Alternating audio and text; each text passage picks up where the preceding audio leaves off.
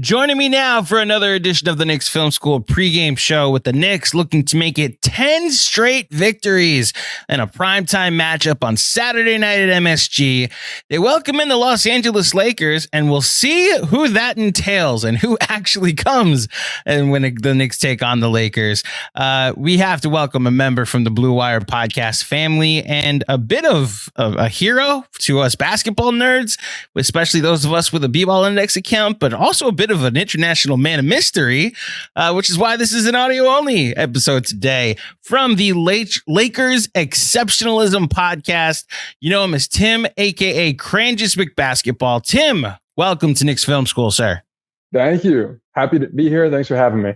Of course. So let's just get this out the way. We'll do the first question. Is LeBron James getting traded? And is that the most ridiculous question you've heard at the beginning of a podcast ever? I think it would be. Yeah.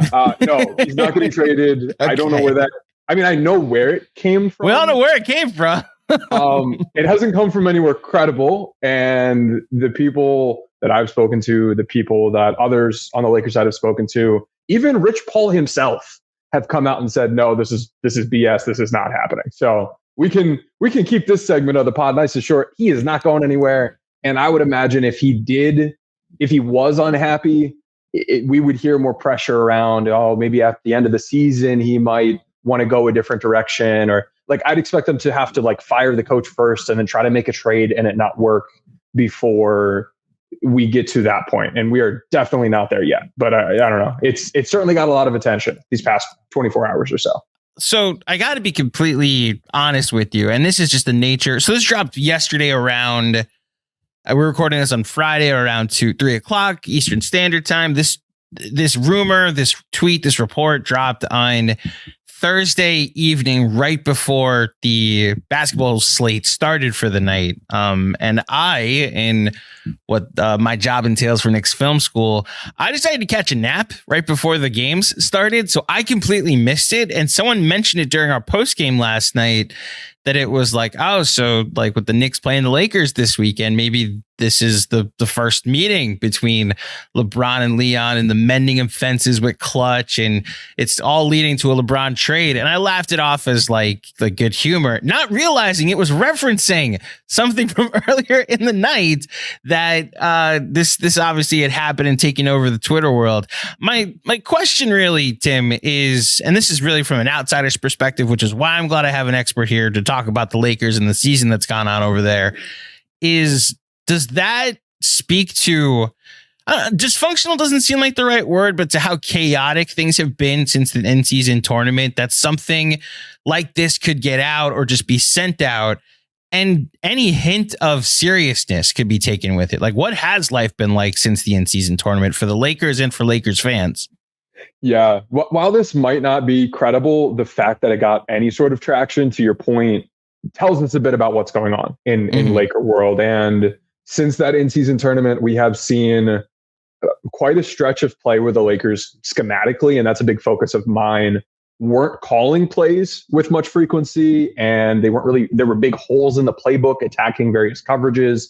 It was not, they weren't equipping themselves with the best tools. They had a good number of injuries here and there. And this season, LeBron and AD have actually been really, really healthy. Of course, right now, we're not sure what things will look like for this matchup, at least at the time of recording. But on the year, they've been super healthy. And so reaching the point that we reached where this is about a 500 team with healthy Bron and AD, everybody's looking around well, how does this happen? The coaching has to be better. Or where can we point blame? And I've seen blame pointed at the lineups, the 5-out offense, all sorts of different things. Vibes are bad, but Lakers fans and Knicks fans may be like this as well. I just don't experience. I'm not as immersed in it. But you go on a 2-3 game win streak, and it's all right, we're back. You go on a 2-game losing streak, regardless of the context of it, and it's the season's over. They need to trade everybody. All of a sudden, you're seeing all these little video clips of LeBron gave this guy a hug after a game. Is he trying to, get him traded to the team?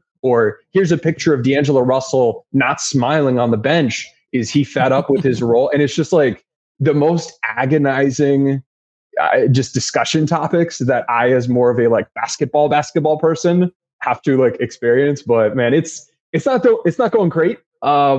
They, I think, had turned some things around since the coaching staff had caught some heat about a dozen games or so ago. They've, been running better lineups for the most part. They have been running better, X's and O's defensively and offensively, and had been more healthy, and it had resulted in better play and more wins. But I don't know, season long at a high level, vibes are bad and people are disappointed and getting to the point where they're angry and just really, really not happy with the coaching staff.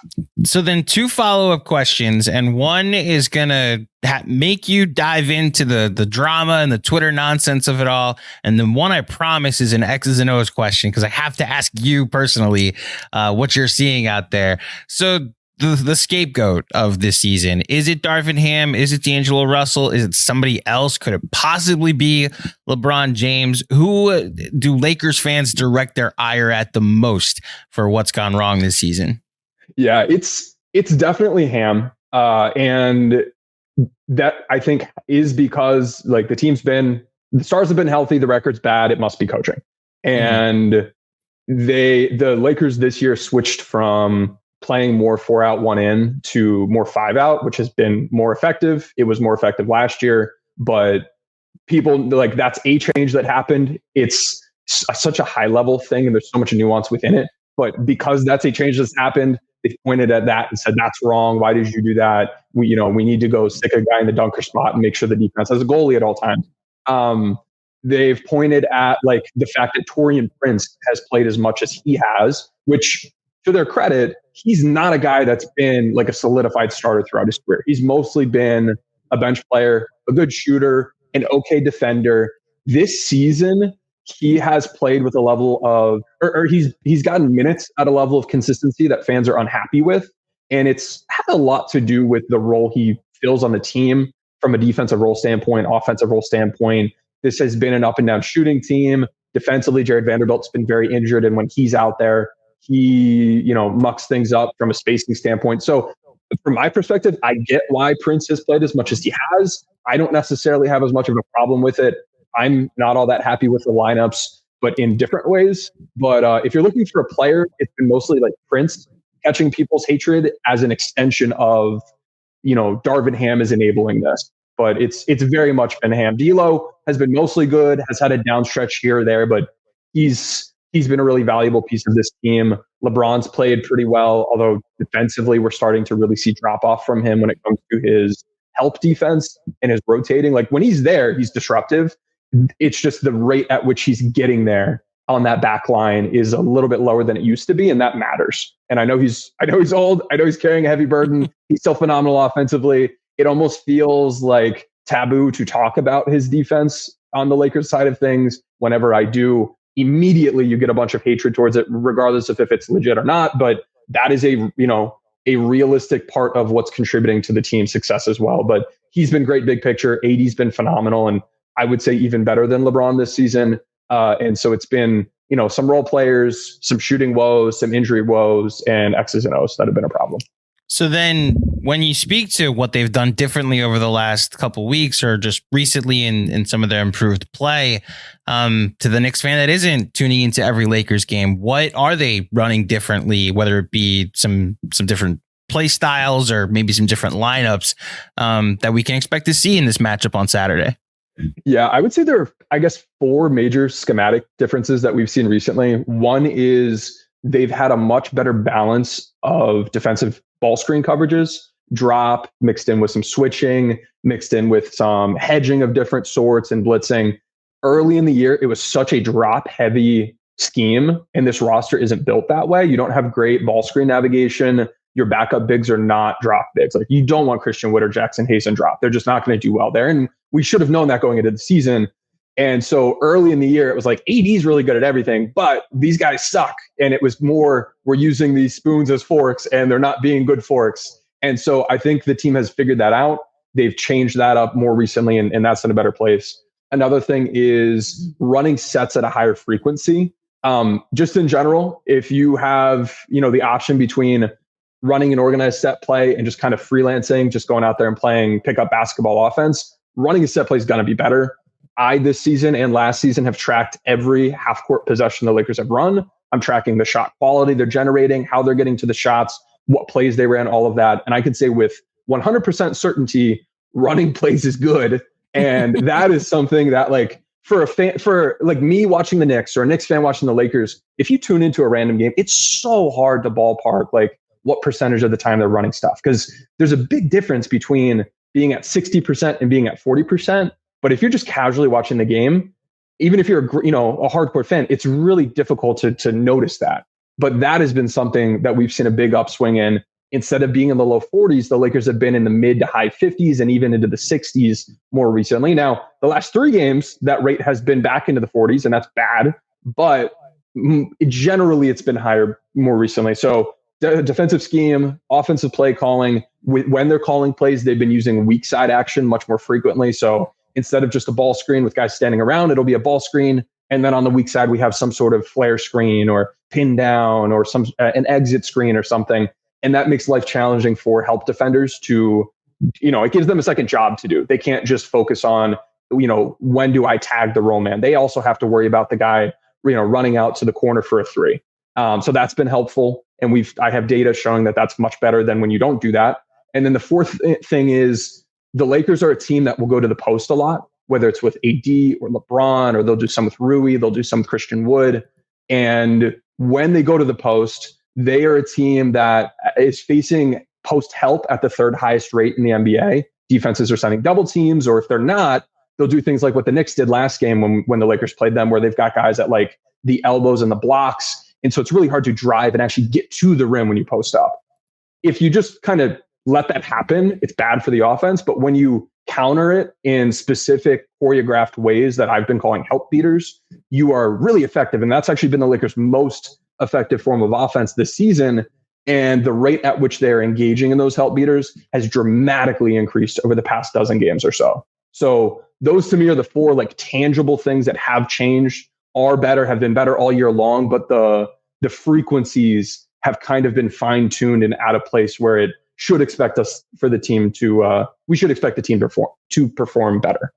Well, I guess we'll see how much better they perform if they're fully healthy in this matchup against the Knicks on Saturday. I don't know if I'm breaking news to you, but I don't know if you just saw the report from Adrian Wojnarowski that dropped a little over 5 minutes ago that Jared Vanderbilt is expected to miss several weeks with a right foot injury. I don't know if you have to go take care of that and react to it on social. I know how things are in this industry, but I guess that leads into my next question about health with the Lakers and specifically to this game. Now, it's weird because coming off the Celtics game in which LeBron and AD didn't play and the Lakers performed more than admirably, they came away with a victory. What are you thinking coming into this matchup where the Lakers may be shorthanded, and will that matter? But especially since the Knicks are most likely going to be shorthanded too. Yeah, the Knicks being shorthanded would be really helpful for the Lakers on the year. Like, that's always great. It's always great. Right. It usually is helpful when the other team is shorthanded. Yeah. And I'm sure it's this way for every single team, but when the Lakers are healthy, they play better. When the Lakers are rested, they play better. When they're healthy and not on the second night of a back-to-back, they play better. And this is something I've taken a look at. If you look at games where the Lakers aren't on the second night of a back-to-back, and also they are missing fewer than 3 of their like top 10 rotation players due to injury, they've won like 63% of their games. And that's pretty good. And I'm sure most teams play better when they're healthy. When either of those things aren't the case, when they're on the second night of a back-to-back, or they're missing 3 or more rotation players, as it looks like they will be for this game and they were for Boston, they've only won a third of those games on the season. And so it's a very different team. The team is down Gabe Vincent, who has been out for most of the year, but I'm counting him because he was like the 6th man for this team. They'll be down Vanderbilt, and it looks like they'll be down Cam Reddish. We'll see for him. And that's even if everybody else plays. And in those situations, like, it's a worse basketball team, and they will, have to overcome that as they did against Boston. And it just, there's very little margin for error. But yeah, you did break that news to me. Vando's definitely been a polarizing figure. He's been such a good defender, but is a player that like he has such glaring weaknesses, but then also glaring strengths in the role that you have him in can really dictate whether or not you get awesome or poor performance from him. And he's been playing so well off the bench in lineups that he's the only non-shooter. So you can like let him be the screen and roll guy without having to stick AD in the corner and just watch plays, or vice versa, which isn't good. And then defensively, he's been in these like wingy lineups that can switch and hedge. And it's been such a good fit for him. He's played so well, and it's resulted in people wanting him to start. And I'm not aligned to that, because I think if you start him, you immediately take him out of those specific schemes and roles that allow him to play so well. And we've plenty of evidence going back to last year and this year that when he's out there, LeBron and AD become more of like jump shooters. They can't get to the rim as well. You know, AD and Vando aren't getting rolls as often. Like Vando's short roll playmaking isn't a thing. So it's just not a good fit. But yeah, that him starting was something that we were expecting to see last game if LeBron and AD were playing. Now that Vando's injured, we're not going to see that starting group for weeks at this point. And so the Lakers need to find another internal option to pivot to make things work. Because to me, the D'Angelo Russell, Austin Reaves, Taurean Prince, LeBron James, Anthony Davis grouping, offensively it's good, but defensively you're in trouble with that team. So I think they really need to break up the D'Lo and Reaves pairing and add someone else in that can play a little bit more defense, whether it's Cam Reddish if he's healthy, Gabe Vincent if he's healthy, neither of them are, or I think Max Christie, who's a sophomore but has shown some promise, would be someone that's worth considering as well.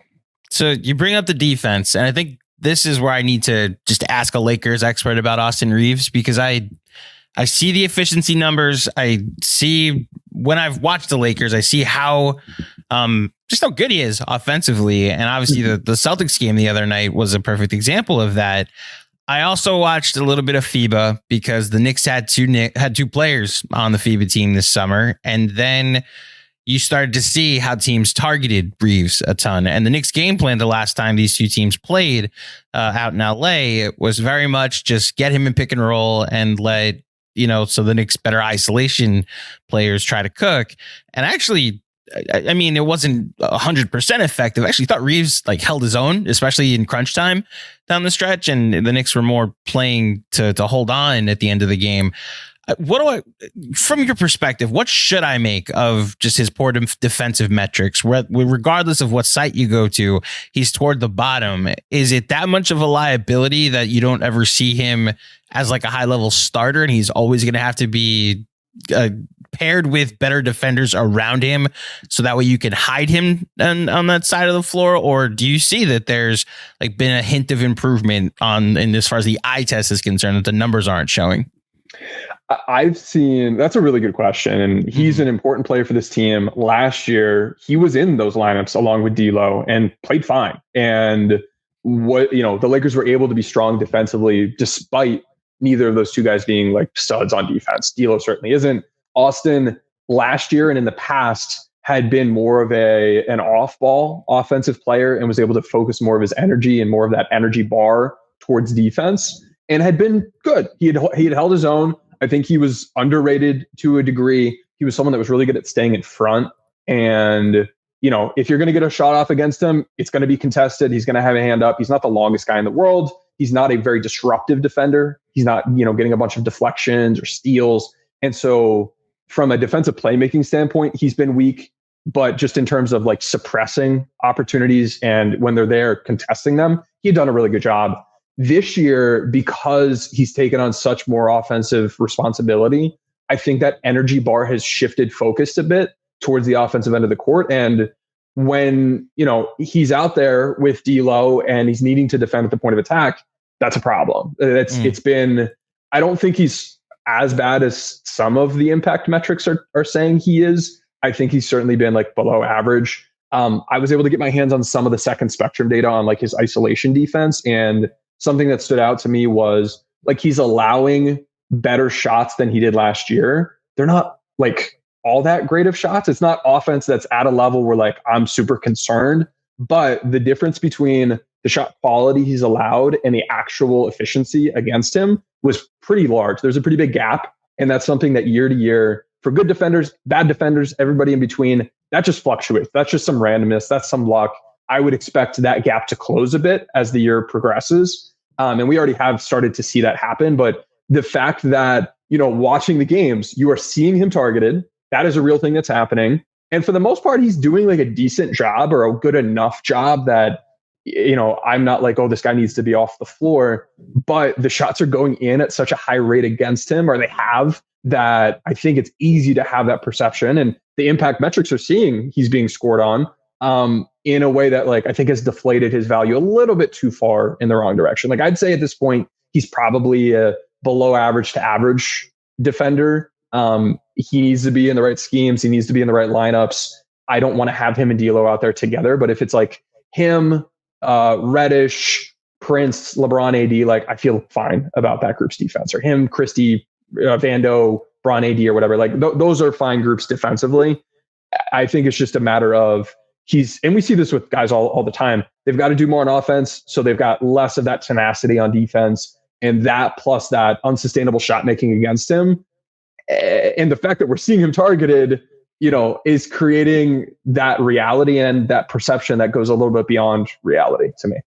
Well, that's where I'm honestly most curious about this matchup on Saturday, and that, I mean, this is just something the Knicks have consistently done when there's at least the last 2 years since Jalen Brunson got here, is the moment that it becomes evident that there's a weak target. Like the Miami Heat series in particular, the difficult part about Jalen Brunson getting his buckets was that during the regular season, the way he did was, where's Tyler Hero? And then Tyler Hero wasn't available for that series last year, and they had to pick different guys for him to go after, which was honestly the most impressive part about him averaging 30 in that series. Was his, like, their weakest defender was, I mean, they had Duncan on the floor a ton, but like he was going at Strus, he was going at Jimmy, and he was just like hitting the mid range before he got to Bam. I know the Knicks are going to try to isolate Austin a ton in this match, but I guess D'Lo as well if they're on the court together.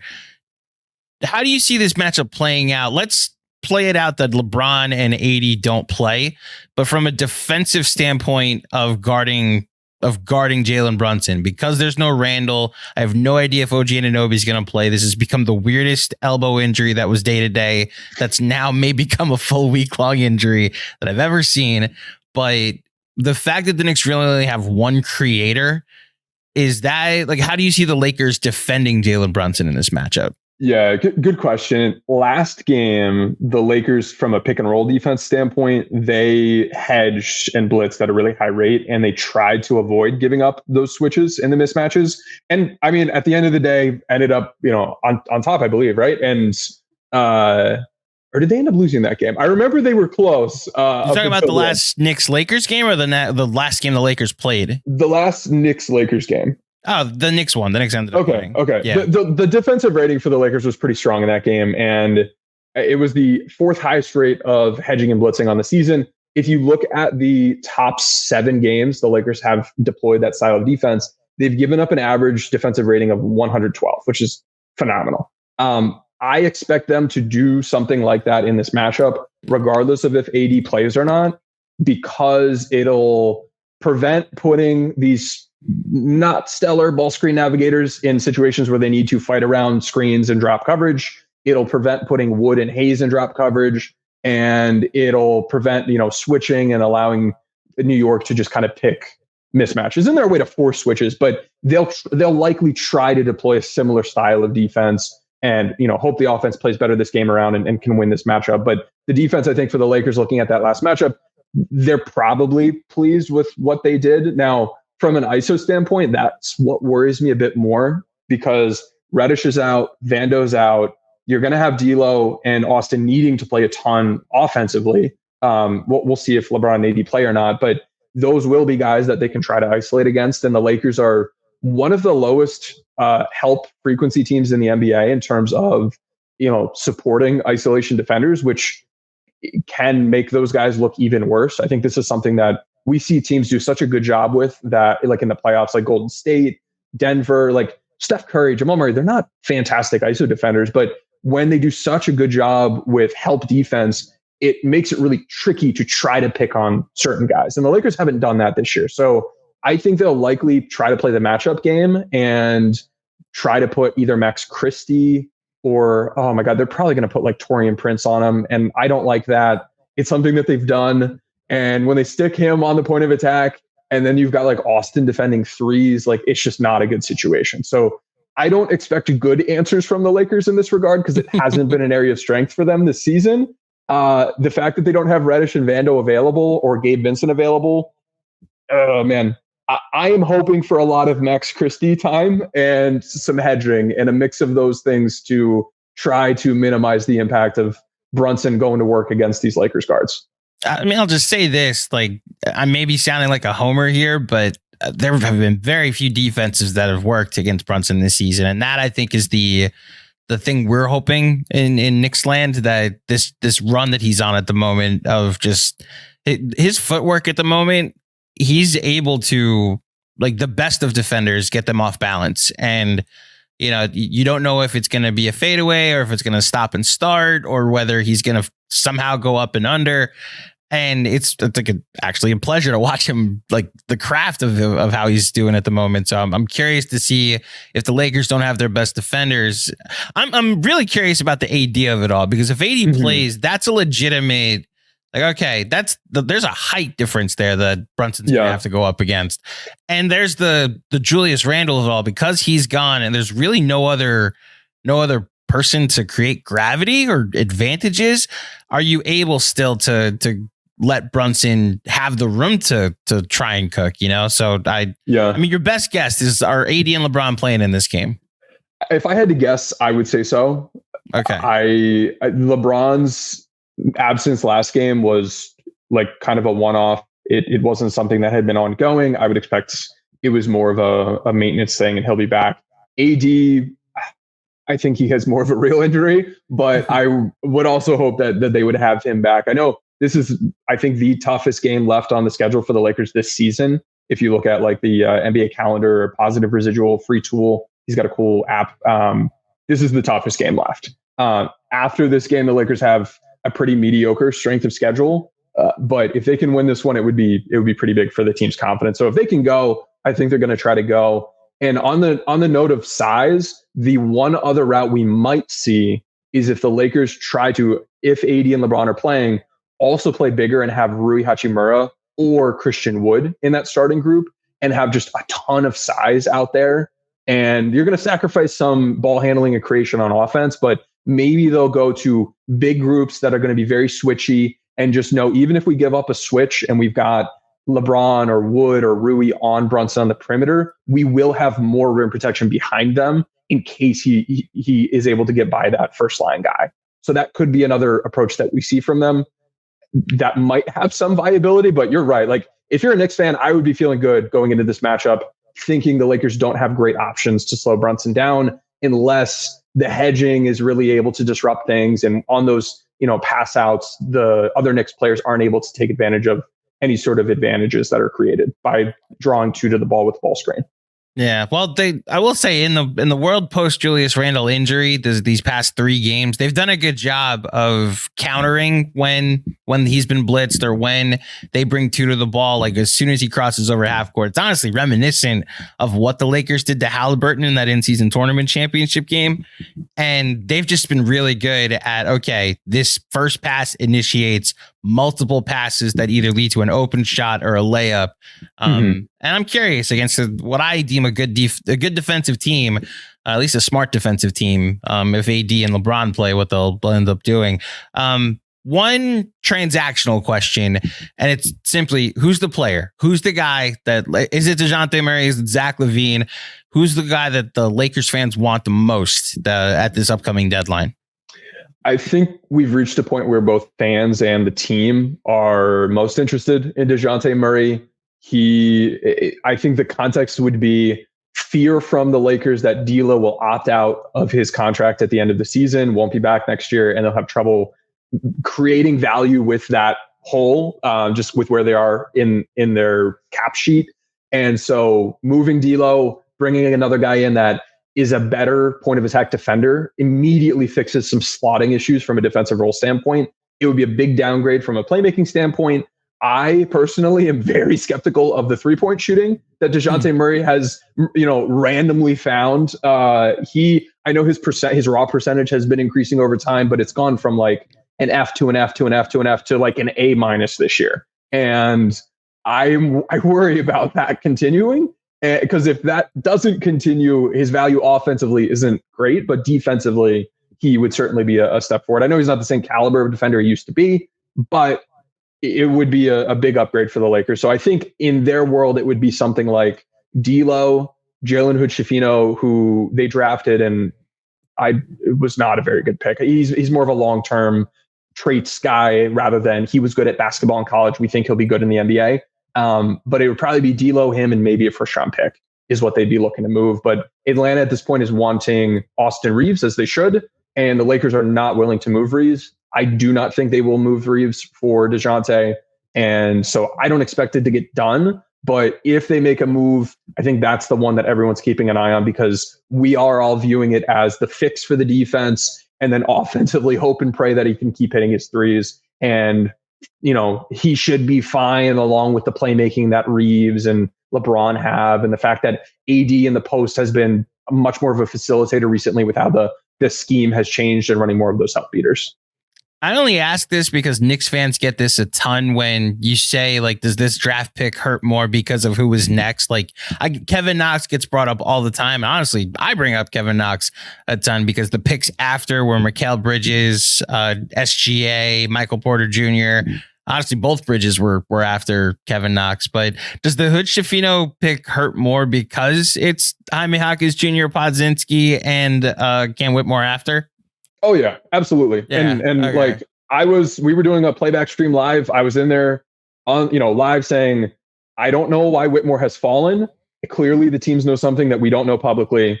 From a talent standpoint, he flashed why he was a top 5, top 10 pick. So if I don't know what the medicals look like. I don't know what the off the court stuff looks like, but that is a better player and a better bet than JHS. And if you're looking for a good basketball player, Jaime Jaquez was a top 4 player in our LeBron impact metric in all of college basketball last season, and was a very clear fit. And like, he was the guy I was wanting. It was one of those two. To be completely honest with you, didn't know all that much about pods, but yeah, it definitely hurts a lot. It's, from what I'm hearing, the pick was more of a Rob Pelinka pick than a scouting department pick. And I don't know if that is being thrown out there as a way to try to wash their hands of it, or if that's truly what happened. But either way, it is not a pick that has, like, he's just not an NBA ready player. He was an average caliber impact Big Ten rotation player last year. And that's like, for how tough it is to like transition as a point guard to the NBA from college, like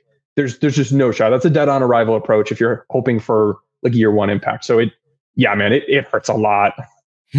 We're short on time, so I can't fully get into this, but I'd be curious to discuss with you one day, like, the differences in having a former agent run your team, because obviously we got Leon Rose in New York and then the Rob Pelinka of it all. Like, I know that there is an advantage because of the relationships that are created over the years. I just don't know how much of an advantage that is. I know CAA, quote unquote, runs the Knicks, but and it's honestly been beneficial, but let's file that away for the next time you're here that I asked that question, because I'm very curious to see how different our experiences are.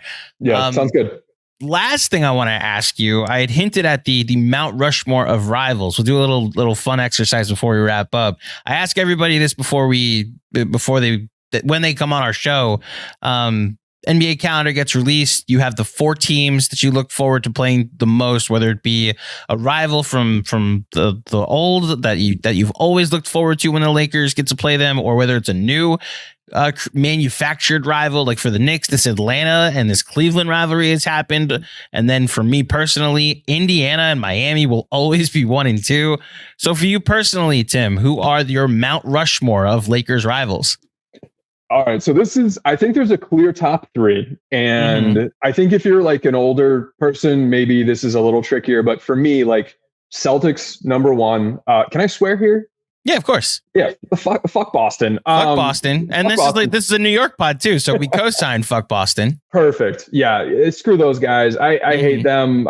Never been a fan. I didn't mind, like, I liked the Isaiah Thomas team, to be honest. Like, he was a lot of fun, but before and after, not a fan of what they've got going on.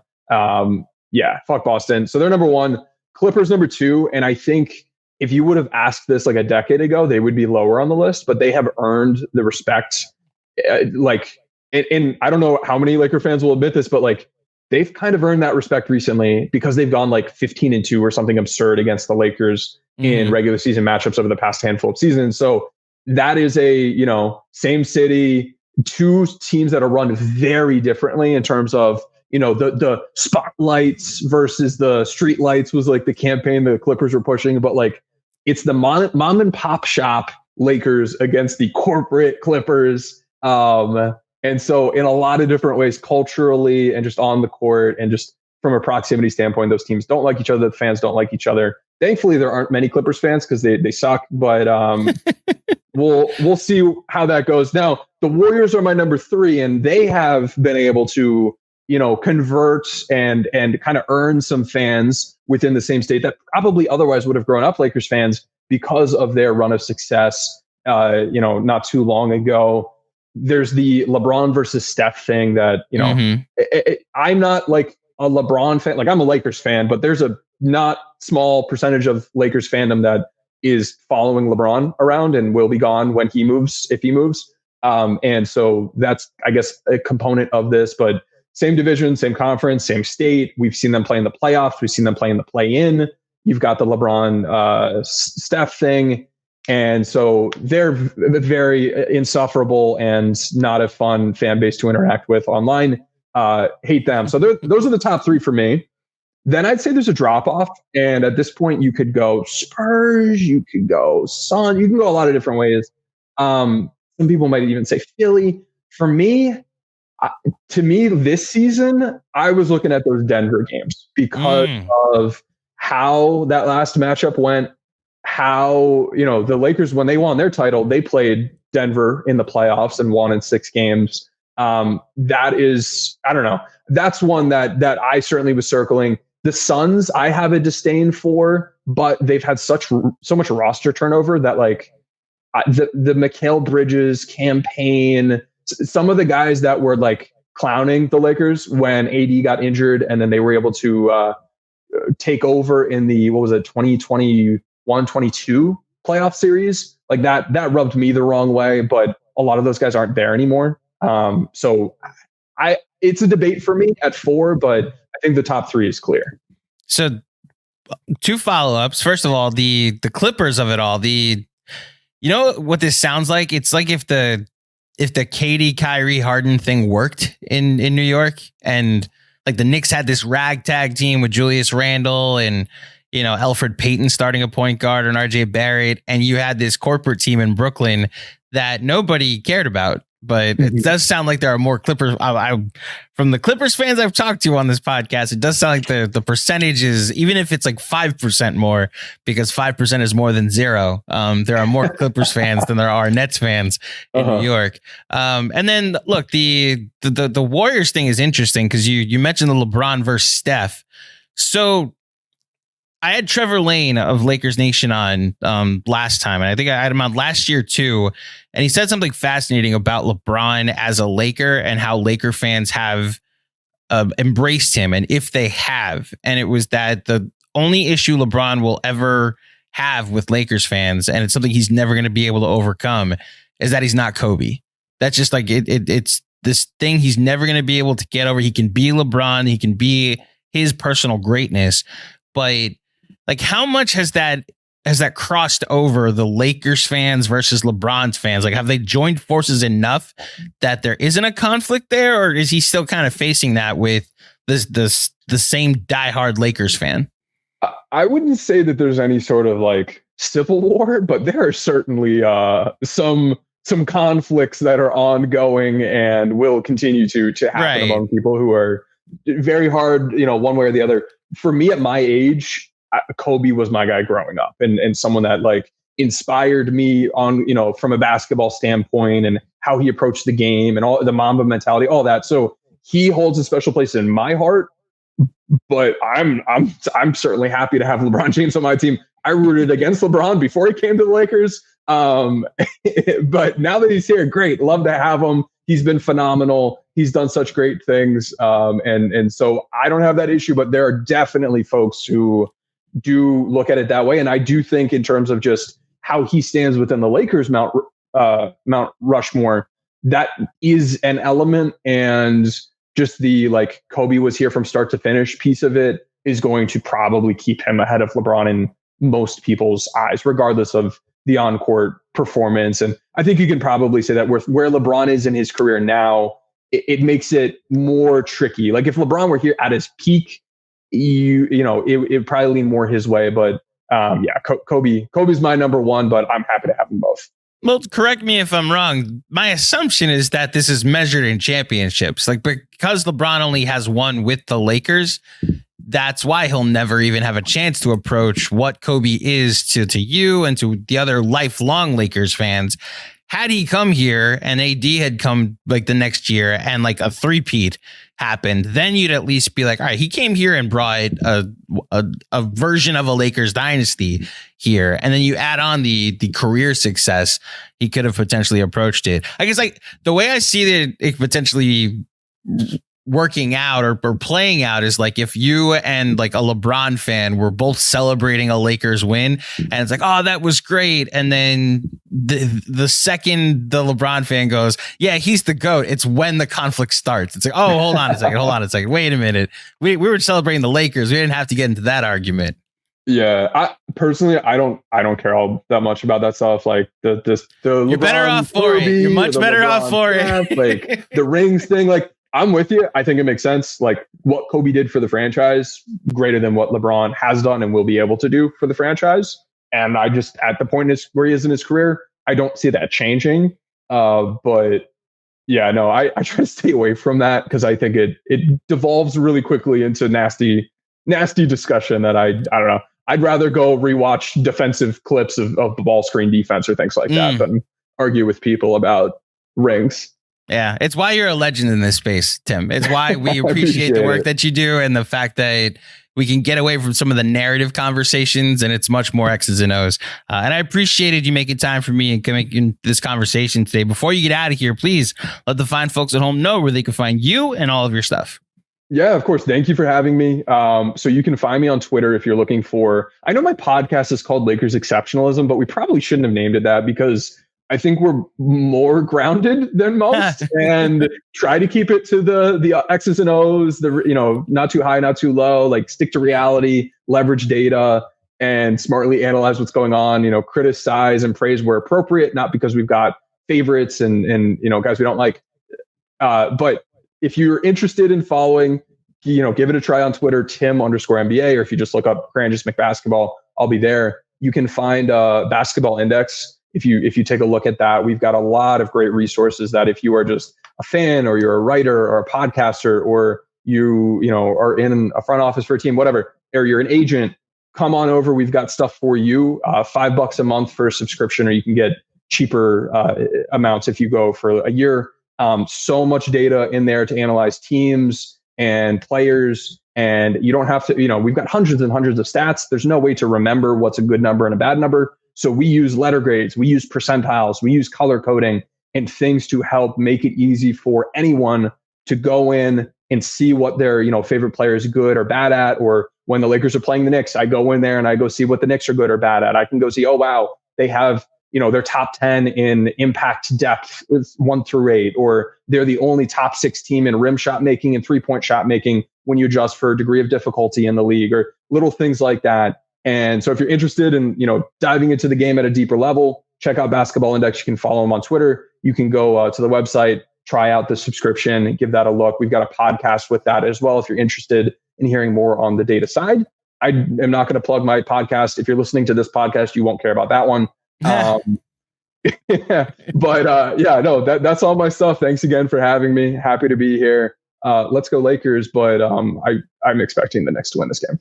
I appreciate that. I'll start here and say that as a fellow Blue Wire podcaster, I do recommend the Lakers Exceptionalism Podcast. As someone whose company is a subscriber of your B-Ball Index and whose staff utilizes B-Ball Index every day, I recommend it for anybody that wants to dive deeper into what their favorite teams, players, or just any players are good at. And Tim, this was great, and I I wish you the best of luck, except on Saturday night. Fair enough. We'll see how it goes. Let's just root for 2 healthy teams, ideally. Well, as healthy as possible. Obviously, Julius Randle won't be back anytime soon. But yes, two healthy teams on the court on Saturday. I'll take it.